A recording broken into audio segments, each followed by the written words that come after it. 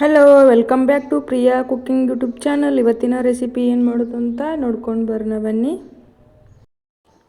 ನಾನಿಲ್ಲಿ ಬೇಸಿಗೆ ಕಾಲದಲ್ಲಿ ಮಾಡುವಂತಹ ಹಪ್ಪಳ ಮಾಡತ್ತೀನಿ. ಇದು ಏನು ಮಾಡು ಒಂದು ವರ್ಷ ಪೂರ್ತಿ ಇಡ್ಬೋದು ಮಾಡಿ.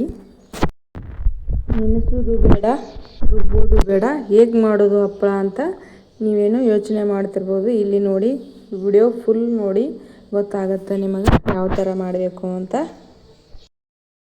ನೆನೆಸೋದು ಬೇಡ, ರುಬ್ಬೋದು ಬೇಡ, ಯಾವ ಥರ ಮಾಡೋದು ಅಂತ ನೋಡ್ಕೊಳ್ಳೋಣ. ಇವಾಗ ನೋಡಿ ಯಾವ ಥರ ಬಂದಿದೆ ಅಂತ. ಹಪ್ಪಳ ಎಷ್ಟು ಚೆನ್ನಾಗಿ ಕ್ರಿಸ್ಪಿಯಾಗಿ ಬಂದಿದೆ.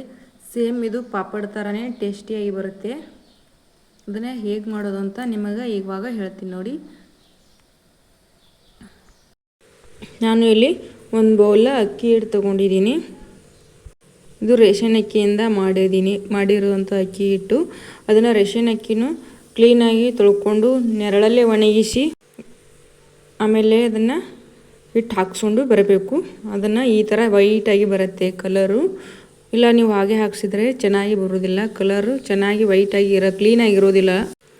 ನೋಡಿ, ನಾನಿನ್ನು ಒಂದು ಬೌಲ್ ತೊಗೊಂಡಿದ್ದೀನಿ. ಹಿಟ್ಟು ತರಿಯಾಗಿ ಇರಬಾರದು, ಚೆನ್ನಾಗಿ ಬರೋದಿಲ್ಲ ಹಪ್ಪಳ ತರಿಯಾಗಿದ್ದರೆ. ಇವಾಗ ನೋಡಿ ಹೇಗೆ ಮಾಡೋದು ಅಂತ ನೋಡೋಣ. ಇವಾಗ ನೋಡಿ ಒಂದು ಬಾಣಲೆ ಇಟ್ಕೊಂಡಿದ್ದೀನಿ. ಅದಕ್ಕೆ ನಾನು ಯಾವ ಕಪ್ಪಿಲೆ ಹಿಟ್ಟು ತೊಗೊಂಡಿದ್ನಲ್ಲ ಅದೇ ಕಪ್ಪಿಲೆ 1.5 ಕಪ್ಪು ನೀರು ತೊಗೋತಾ ಇದ್ದೀನಿ. ಒಂದು ಸ್ವಲ್ಪ ಬಿಸಿ ಆಗಬೇಕು. ಅದಕ್ಕೆ ನಾನು ಇಲ್ಲಿ ಮುಚ್ಚಿ ಇಟ್ಕೋತಾ ಇದ್ದೀನಿ. ಸ್ವಲ್ಪ ಜಲ್ದಿ ಬಿಸಿ ಆಗುತ್ತೆ ಈ ಥರ ಮಾಡಿದರೆ. ನೋಡಿ ಇವಾಗ ಬಿಸಿಯಾಗಿದೆ, ಗುಳ್ಳೆ ಬರ್ತಾ ಇದೆ ನೋಡಿ. ಇವಾಗ ನಾನು ರುಚಿಗೆ ತಕ್ಕಷ್ಟು ಉಪ್ಪು ಹಾಕೋತಾ ಇದ್ದೀನಿ. ಹಾಗೆ ನೋಡಿ, ಇಲ್ಲಿ ಇದಕ್ಕೆ ಹಪ್ಪಳ ಖಾರ ಅಂತಾರೆ. ಇದು ಮಾರ್ಕೆಟಲ್ಲಿ ಅವೈಲೇಬಲ್ ಇರುತ್ತೆ. ನೀವು ಹಳ್ಳಿಯಲ್ಲಿದ್ದರೂ ಕಿರಾಣಿ ಅಂಗಡಿಯಲ್ಲಿ ಸಿಗುತ್ತೆ. ಇದು ಹಾಕಿದ್ರೇ ಹಪ್ಪಳ ಟೇಸ್ಟಿಯಾಗಿ ಬರುತ್ತೆ. ನೋಡಿ ಈ ಥರ ಎಲ್ಲ ಮಿಕ್ಸ್ ಮಾಡ್ಕೊಳ್ಳೋಣ. ಇವಾಗೆಲ್ಲ ಮಿಕ್ಸ್ ಆಗಿದೆ. ಇವಾಗ 1 ಟೇಬಲ್ ಸ್ಪೂನ್ ಜೀರಿಗೆ ಹಾಕೋತಾ ಇದ್ದೀನಿ. ಹಾಗೆ ಇವಾಗ ಎಳ್ಳು ಹಾಕೋತಾ ಇದ್ದೀನಿ. ನಾನು ನೋಡ್ಕೊಂಡು ಹಾಕ್ಕೊಳ್ಳಿ, ಜಾಸ್ತಿ ಹಾಕೋಬೇಡಿ. ಜಾಸ್ತಿ ಹಾಕ್ಕೊಂಡ್ರೆ ಹಪ್ಪಳ ಹರಿಯೋ ಚಾನ್ಸಸ್ ಇರುತ್ತೆ. ನೋಡಿ ಇವಾಗ ಎಲ್ಲ ಮಿಕ್ಸ್ ಮಾಡಿ ಇವಾಗ ಹಿಟ್ಟು ಹಾಕೊಳ್ಳೋಣ. ಹಿಟ್ಟು ಹಾಕ್ಕೊಂಡು ಮಿಕ್ಸ್ ಮಾಡ್ಕೋತಾ ಇರಬೇಕು. ಹಾಗೆ ಜಾಸ್ತಿ ಟೈಮ್ ಬಿಟ್ಟರೆ ಅದು ಗಂಟಾಗೋ ಚಾನ್ಸಸ್ ಇರುತ್ತೆ. ಅದಕ್ಕೆ ಇದನ್ನು ಹಾಗೆ ಹಿಟ್ಟು ಹಾಕಿದ ನಂತರ ಈ ಥರ ತಿರ್ಕೋಬೇಕು ಚೆನ್ನಾಗಿ. ಎಲ್ಲ ಹಿಟ್ಟು ಒಣ ಹಿಟ್ಟು ಹಸಿಯಾಗಿರಬೇಕು. ಇದನ್ನು ಹೆಂಗೆ ಕುದಿಸ್ಕೋಬೇಕಂತ ನೋಡ್ಕೊಳ್ಳಿ. ಹಾಗೆ ಬಿಸಿಯಾಗಿ ಕುದಿಸ್ಕೊಂಡ್ರೆ ಹಪ್ಪಳ ಹರಿಯುತ್ತೆ, ಒಣಗಿದ ಮೇಲೆ ಮುರಿದು ಹೋಗುತ್ತೆ. ಈ ಥರ ನೋಡ್ಕೊಳ್ಳಿ. ಈ ಥರ ಎಲ್ಲ ಮಿಕ್ಸ್ ಮಾಡ್ಕೋಬೇಕು. ಗಟ್ಟಿ ಅನಿಸುತ್ತೆ. ಹಾಗೆ ಅದನ್ನು ಮಿಕ್ಸ್ ಮಾಡ್ಕೋತಾ ಇರಬೇಕು. ಈ ಥರ ಬೆಂದಲಿಕ್ಕೆ ಏನಾದರೂ ಮುಚ್ಚಿಡಬೇಕು ಒಂದು 2-3 ನಿಮಿಷ. ಇವಾಗ ನೋಡಿ ಮತ್ತೆ ವಾಪಸ್ ತೆಗೆದು ಈ ಥರ ನೋಡಿ, ಕೈಗೆ ಅಂಟಿದ್ರೆ ಹಸಿ ಇರುತ್ತೆ. ಇವಾಗ ಅಂಟ್ತಾ ಇಲ್ಲ, ಬೆಂದಿದೆ ಅರ್ಥ. ಇನ್ನು ನಾನು ಮಿಕ್ಸ್ ಮಾಡ್ಕೋತಾ ಇದ್ದೀನಿ. ಇನ್ನು ಚೆನ್ನಾಗಿ ಬೇಯಬೇಕು. ನೋಡಿ ಇವಾಗ ಎಷ್ಟು ಚೆನ್ನಾಗಿ ಬಂದಿದೆ. ಹಿಟ್ಟು ಹತ್ತುತ್ತಾ ಇಲ್ಲ ಕೈಗೆ ಸ್ವಲ್ಪನೂ. ಅಂಟುಕೊಂಡಿದ್ರೆ ಹಿಟ್ಟು ಹಸಿಯೇ ಇರುತ್ತಲ್ಲ, ಅದಕ್ಕೆ ಹೀಗೆ ನೋಡ್ಕೋಬೇಕು. ಮತ್ತು ಇನ್ನೊಂದು 5 ಮಿನಿಟ್ಸ್ ಹಾಗೆ ಮುಚ್ಚಿ ಇಡಬೇಕು. ಇದು 20 ನಿಮಿಷ ಹಾಗೆ ಮುಚ್ಚಿಟ್ಟು ಬೇಯಿಸ್ಕೋಬೇಕು. ಆಮೇಲೆ ಎಲ್ಲ ಕೂಡಿ 30 ಮಿನಿಟ್ಸ್ ಆಗಬೇಕು. ಇವಾಗ ಆಗಿದೆ. ನಾನು ನೋಡ್ತಾ ಇದ್ದೀನಿ ಯಾವ ಥರ ಬಂದಿದೆ ಅಂತ ಹಿಟ್ಟು. ಇವಾಗ ನಾನು ಹಪ್ಪಳ ಮಾಡಲಿಕ್ಕೆ ಎಲ್ಲ ರೆಡಿ ಮಾಡಿ ಇಟ್ಕೊಂಡಿದ್ದೀನಿ. ನಾನು ಇಲ್ಲಿ ಒಂದು ಎಣ್ಣೆ ಪ್ಯಾಕೆಟ್ ತೊಗೊಂಡಿದ್ದೀನಿ. ಅದನ್ನು ಕಟ್ ಮಾಡಿ ಇಟ್ಕೊಂಡಿದ್ದೀನಿ. ಈ ಥರ ಕಟ್ ಮಾಡಿ ಇಟ್ಕೊಂಡಿದ್ದೀನಿ. ಇವಾಗ ನೋಡಿ ಈ ಥರ ಉಂಡೆ ಮಾಡ್ಕೋಬೇಕು. ನಾನು ನಿಮಗೆ ಹಿಟ್ಟು ಹೇಗೆ ಹದ ಮಾಡ್ಕೊಳ್ಳೋದು ಅಂತ ಮುಂದೆ ತೋರಿಸ್ತಾ ಇದ್ದೀನಿ. ಅದನ್ನು ನೋಡಿ ಇವಾಗ ಹೇಗೆ ಮಾಡೋದು ಅಂತ. ಈ ಥರ ಉಂಡೆ ಮಾಡ್ಕೊಂಡು ಇಟ್ಕೋಬೇಕು. ಸ್ವಲ್ಪನೇ ಮಾಡಿ ಇಟ್ಕೋಬೇಕು. ಹಿಟ್ಟು ಡ್ರೈ ಆದರೆ ಹಪ್ಪಳ ಚೆನ್ನಾಗಿ ಬರುವುದಿಲ್ಲ. ನೋಡಿ ಈ ಥರ ಮಾಡಿ ಹೀಗೆ ಮಾಡಬೇಕು. ಆಮೇಲೆ ನೀವು ಏನಾದರೂ ತೊಗೋಬಹುದು ವಸ್ತು, ಅದನ್ನು ಈ ಥರ ಮಾಡಿದರೆ ಹಪ್ಪಳ ರೆಡಿಯಾಗಿರುತ್ತೆ. ನಿಮಗೆ ಯಾವುದು ಈಜಿ ಆಗುತ್ತಲ್ಲ ಅದನ್ನು ತೊಗೊಂಡು ಪ್ರೆಸ್ ಮಾಡಿದರೆ ಆಯಿತು, ಹಪ್ಪಳ ರೆಡಿ ಆಗಿಬಿಡುತ್ತೆ. ನೋಡಿ ಎಷ್ಟು ಚೆನ್ನಾಗಿ ಬಂದಿದೆ ತೆಳುವಾಗಿ.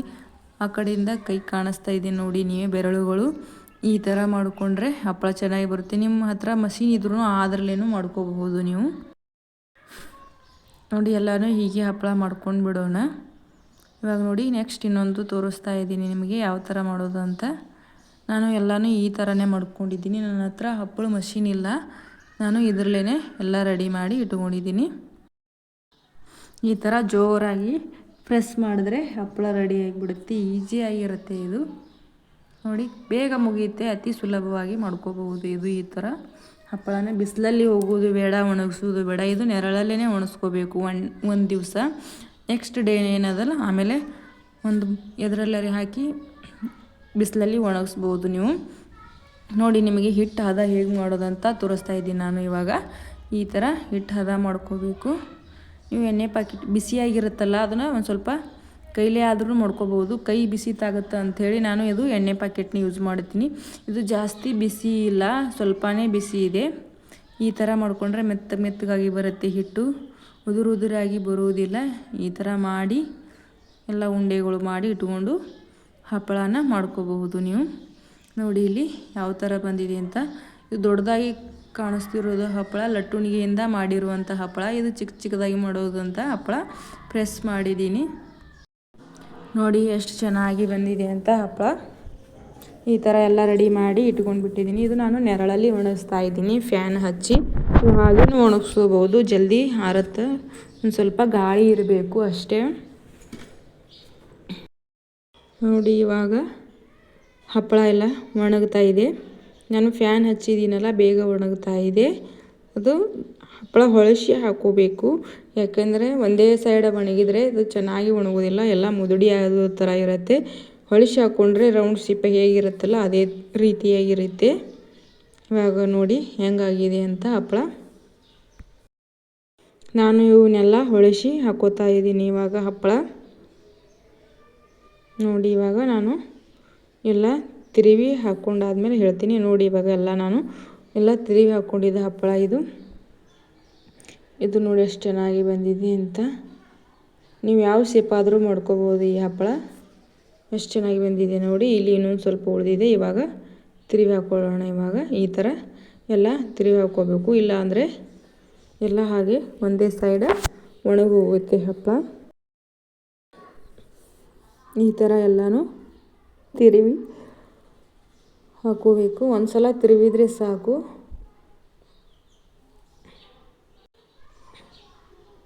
ಹಪ್ಪಳ ಹೇಗಾಗಿದೆ ಅಂತ ನೀವು ಟ್ರೈ ಮಾಡಿ ನೋಡಿ. ಇವಾಗ ಹೇಗೆ ಬಂದಿದೆ ಅಂತ, ಜೀರಿಗೆ ಎಳ್ಳು ಹೇಗೆ ಕಾಣಿಸ್ತಾ ಇದೆ ಅಂತ ಈ ಥರ ಮಾಡಿಕೊಂಡು ಬಿಡಬೇಕು. ನಾನು ಎಲ್ಲ ರೆಡಿ ಮಾಡಿ ಈ ಥರ ಎಲ್ಲ ನೆರಳಲ್ಲಿ ಒಣಗಿಸ್ತಾ ಇದ್ದೀನಿ. ನೀವು ಹಪ್ಪಳ ಮಾಡು ಮಷೀನ್ಲಿ ಆದರೂ ಮಾಡ್ಕೋಬಹುದು, ಇಲ್ಲಾಂದರೆ ಈ ಥರ ನಂತರ ಕೈಲೇನೂ ಮಾಡ್ಕೋಬಹುದು. ಎರಡೂ ಈಸಿಯಾಗಿರುತ್ತೆ. ನೀವು ಯಾವುದ್ರಲ್ಲೂ ಮಾಡಿಕೊಂಡ್ರೂ ನಡಿತೈತಿ. ಇವು ಬಿಸಿಲಲ್ಲಿ ಒಣಗಿಸಿದರೆ ಜಲ್ದಿ, ಹಸಿ ಇರುವಾಗ ಒಣಗಿದ್ರೆ ಅದು ಸೀಳಿ ಹೋಗುತ್ತೆ, ಸರಿಯಾಗಿ ಬರುವುದಿಲ್ಲ ಹಪ್ಪಳ. ಈ ಥರ ನೋಡಿ ಎಷ್ಟು ಚೆನ್ನಾಗಿ ಒಣಗಿದೆ. ಇವಾಗ ನಾನು ಇದನ್ನು ನೆಕ್ಸ್ಟ್ ಡೇ ಇದು ಬಿಸಿಲಲ್ಲಿ ಒಣಗಿಸ್ಬೇಕು. ಇವಾಗ ನಾನು ತೆಗೆದು ಬಿಸಿಲಿಗೆ ಇಡ್ತಾ ಇದ್ದೀನಿ. ನೋಡಿ ಒಂದು ಬುಟ್ಟಿಯಲ್ಲಿ ಹಾಕಿ, ಜಾಸ್ತಿ ಹಪ್ಪಳ ಇದ್ದರೆ 2 ಬುಟ್ಟಿಯಲ್ಲಿ ಹಾಕಿಡಿ. ನಾನು ಜಾಸ್ತಿ ಇರೋದರಿಂದ 2 ಬುಟ್ಟಿಯ ಮಾಡ್ಕೊಂಡಿದ್ದೀನಿ. ಒಂದ್ರ ಮೇಲೆ ಒಂದು ಜಾಸ್ತಿ ಇಡಬಾರ್ದು, ಯಾಕಂದರೆ ಒಂದು 2-3 ಆದರೆ ಅಷ್ಟೇ ನಡಿತೈತಿ. ಒಂದ್ರ ಮೇಲೆ ಒಂದು ದಿಪ್ಪಾಗಿ ಇಟ್ಟಿದ್ರೆ ಜಲ್ದಿ ಒಣಗೋದಿಲ್ಲ. ಈ ಥರ ನೋಡಿ ಇಟ್ಕೋಬೇಕು. ಯಾವ ಕಡೆ ಹಸಿಯಾಗಿರುತ್ತಲ್ಲ ಆ ಥರ ಮೇಲೆ ಮಾಡಿ ಇಟ್ಕೋಬೇಕು, ಒಣಗಿದ್ದು ಕೆಳಗಡೆ ಮಾಡಿ ಇಟ್ಕೋಬೇಕು. ಒನ್ ಡೇ ನೆರಳಲ್ಲಿ ಒನ್ ಡೇ ಬಿಸಿಲಲ್ಲಿ ಒಣಗಿಸಿದರೆ ನೀವು ಹಪ್ಪಳ ರೆಡಿಯಾಗಿ ಇರುತ್ತೆ. ಇನ್ನೂ ಒಂದು ಸ್ವಲ್ಪ ಜಾಸ್ತಿ ಒಣಗಬೇಕು ಅಂದರೆ ಇನ್ನೊಂದು ಸ್ವಲ್ಪ ದಿನ ಒಂದು 2 ದಿವಸ ಒಣಗಿಸಿದರೆ ಸಾಕು. ನೋಡಿ ಇವಾಗ ನಾನು ಒಂದು ಬುಟ್ಟಿಯಲ್ಲಿ ಹಾಕಿದ್ದೀನಿ, ಇನ್ನೊಂದು ಬುಟ್ಟಿಯಲ್ಲಿ ಹಾಕಿದ್ದೀನಿ. ತೋರಿಸ್ತೀನಿ ನೋಡಿ ನಿಮಗೆ.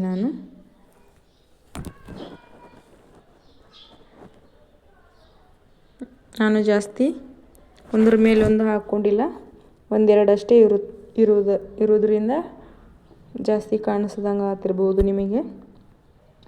ಈ ಥರ ಮಾಡಿ ಇಟ್ಕೊಂಡು ಬಿಸಿಲಲ್ಲಿ ಇಟ್ಕೋಬೇಕು. ಇದನ್ನು ಬಿಸಿಲಲ್ಲಿ ಒಣಗಿಸಿ ವರ್ಷ ಪೂರ್ತಿ ಆದರೂ ನೀವು ಇಟ್ಕೋಬೋದು, ಯಾವಾಗ ಬೇಕಾದರೂ ಕರಿಬಹುದು ನೀವು.